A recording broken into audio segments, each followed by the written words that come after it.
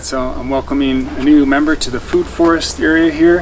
This is a white donut peach, and we bought her at the nursery just a couple k's from here, local nursery. So we're doing a Hügelkultur pit planting here.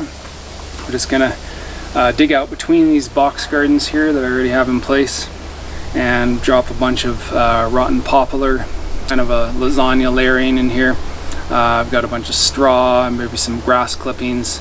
I got some box of old dog bones for microorganisms to really boost things, get things going. Got some manure, some big hard manure chunks as well. I got some sawdust, so we'll see all what ends up going in here. And got quite a microclimate in this area. We have a building to this side and a large bank here, and then the trailer right here is working as a really nice wind block. This is south facing, so the trailer or mobile home is going to be torn down in a couple years, and I'm going to use some of the supplies like the metal I-beams and whatnot to create a nice covered outdoor area that I can have a outdoor kitchen and root cellar and just general produce prepping kind of area and storing. And the top's going to be like a live roof with potentially more garden. We'll see how that develops. And yeah, we're just going to fit her in here. It's kind of snug. It's going to start shading out some more of the box gardens I have in here, but that's alright because I can just start growing more greens in this area. And then where the trailer is now, that's going to be more garden space. But for the time being, I think she's going to do really well. It's really a good wind block in this whole area, and microclimate, stays nice and warm. So for a few years to get her established, she's going to do really well.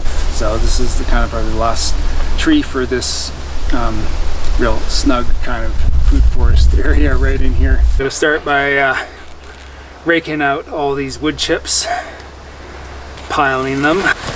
Alright, so we got it all raked off, kind of nice topsoil developing. It's kind of thin, but we're going to just loosen the top layer here, and we got some sand under. Pull that off, put it pretty much with the decomposing wood chips, and then I'm sure there'll be a bunch of rocks I got to dig out of here at some point too. I'm building topsoil much faster than if just let it to go natural, just with like the fruit tree leaves in here would eventually build it, but we're essentially speeding up the process like tenfold by adding all the wood chips in here.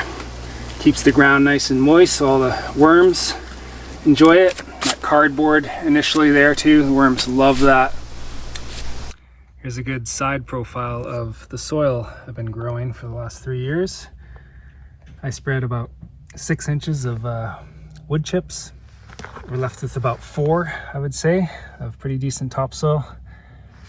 Even the top layer is pretty much growable for plants. I mean, I am, because I'm growing beets in here. I just added a bit of manure to make sure they had enough nitrogen. I think those are beetroots actually right there. Yeah, that's kind of cool. You want to spread on as much wood chip as you can initially, because you'll end up with just, in the same amount of time, you should end up with your topsoil in about 3 years. So got all the topsoil shoveled into a nice sturdy bag here. And I really like these bags. It's a peat moss bag. Just flip it inside out. I'm gonna start screening some of this because putting in a lot of material, so I can take the rocks out.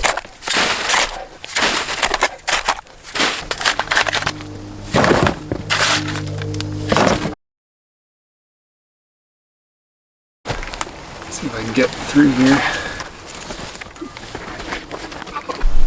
Well, I'm starting to run out of space to put this dugout soil. Second wheelbarrow load of rock coming out, into some larger rocks now.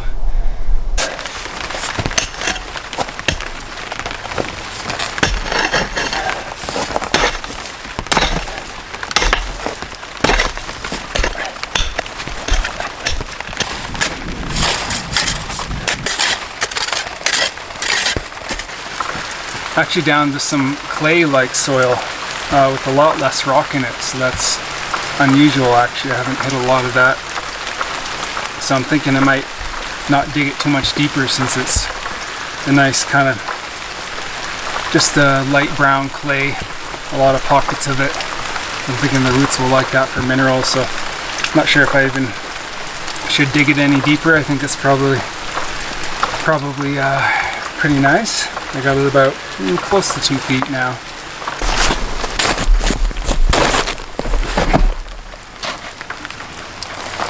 And there's earthworms down pretty deep.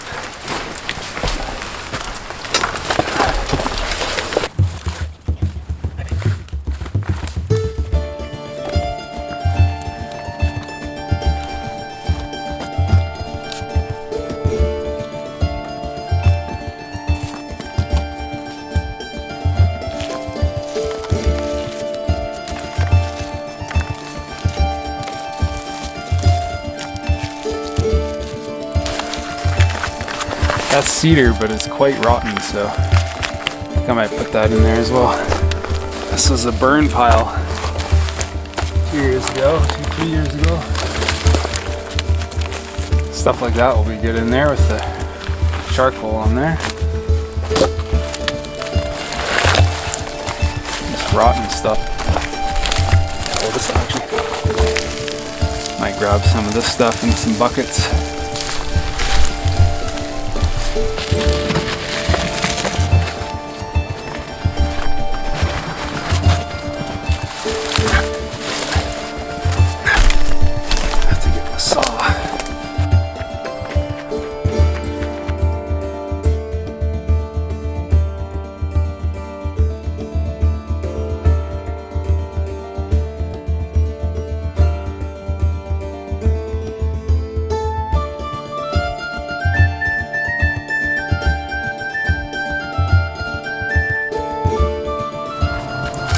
This is pretty rotten, this big one, so that's perfect.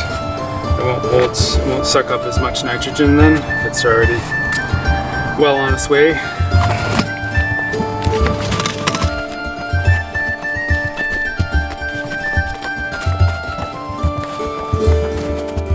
So we're a good 2 feet below the ground surface here.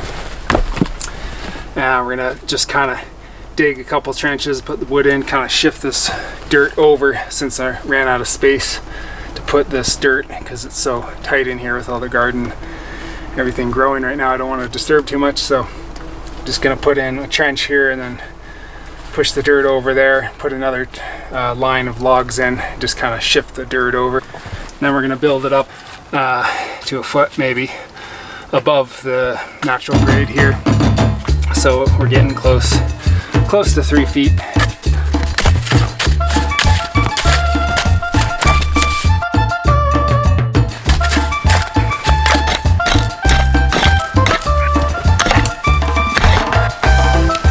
I like to put the larger pieces right on the bottom first, and then go to smaller afterwards. These are going to work like nice big sponges on the bottom there. You can see this stuff is quite rotten already.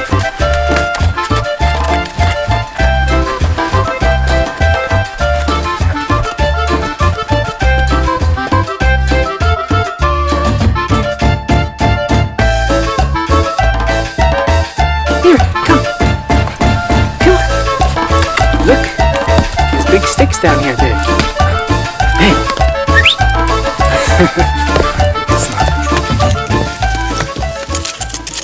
Okay, I've got the last trench line dug here. And this is a piece of cedar, but it's really well rotted already, so I'm going to use it. Right on the bottom. No worries.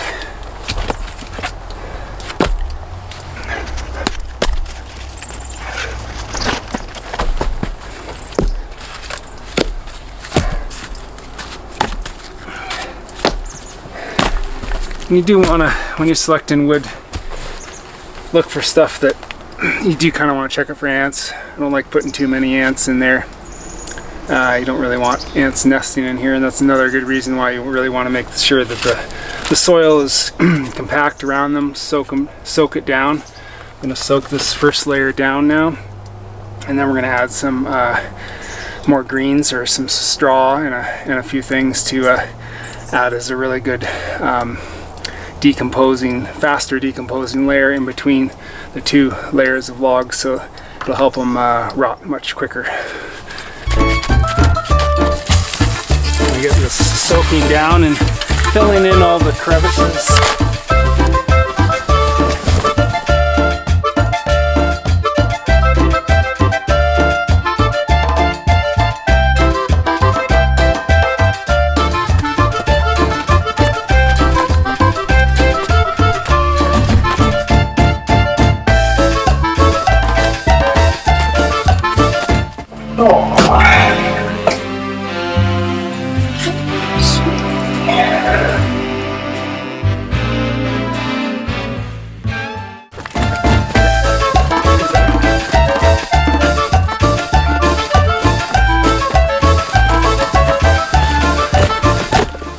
Plant the tree fairly central, I think, so it's going to leave a bit more of an opening in the middle here for her. I'm going above grade. I like to plant my trees. Well, in this location there is quite a bit of water actually, so that's why I planted most of them above grade. I like making a bit of a mound above grade as well. So we're coming up to the top of the box here. I have this.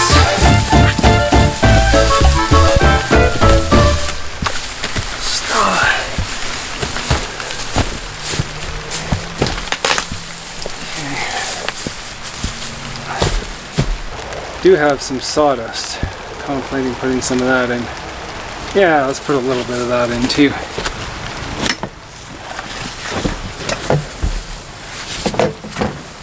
So got a wheelbarrow load of hardwood shavings.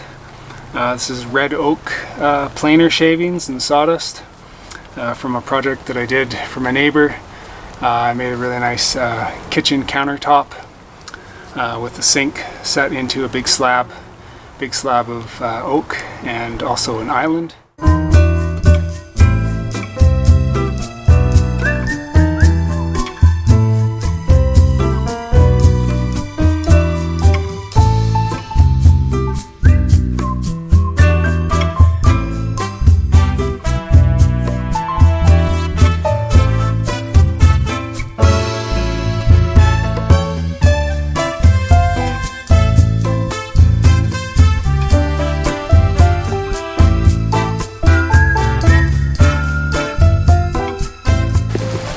Just soaking these shavings in a bit, and I have some wood ash buffer the pH, help break it down. Okay, this peach tree is getting quite a treat. I've got a box of dog bones here.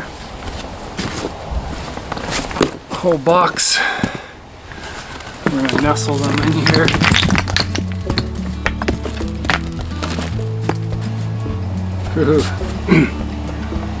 Lots of microorganisms. Gonna start putting these in here. Little biodynamic gardening right here, eh? Look at that. Some worms in there already. Beetles can go out. Zucchinis. Too big. Have tons.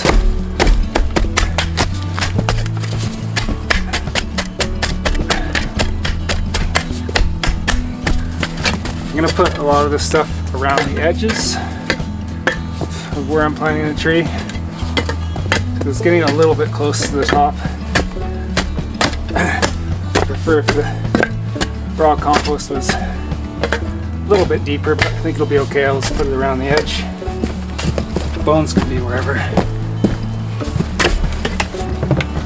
And we got a bucket of kitchen scraps.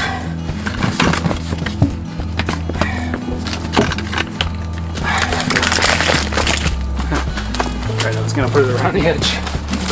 Yeah. That smells nice. Getting funky.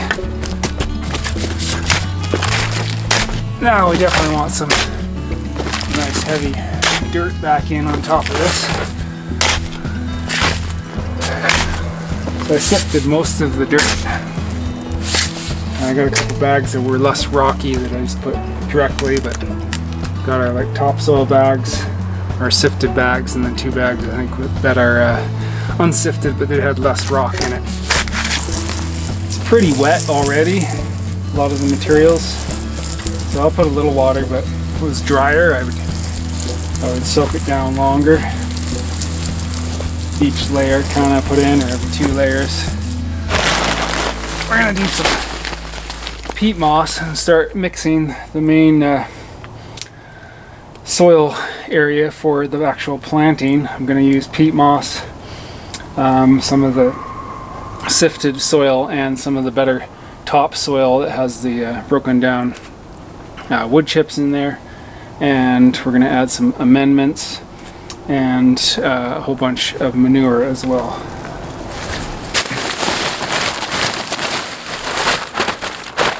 Moss does have perlite in it. I had this from the past.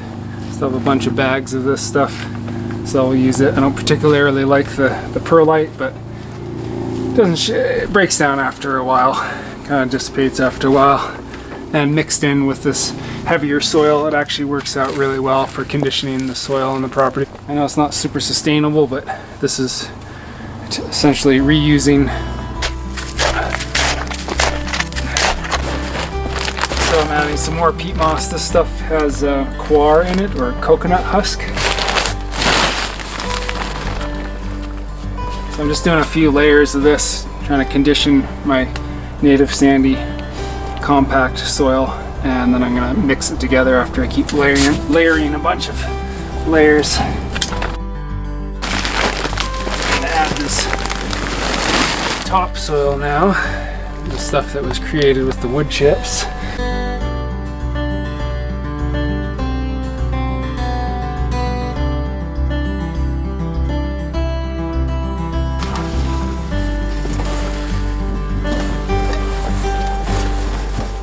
We got some glacial rock dust. Add a little of that.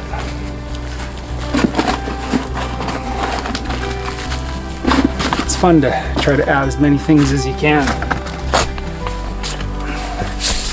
And we're going to call it a night because it's starting to get dark. It's took quite a few hours just to get to this stage here. So I'm going to wait till the morning. Hopefully it's a nice morning, and let our white donut peach out.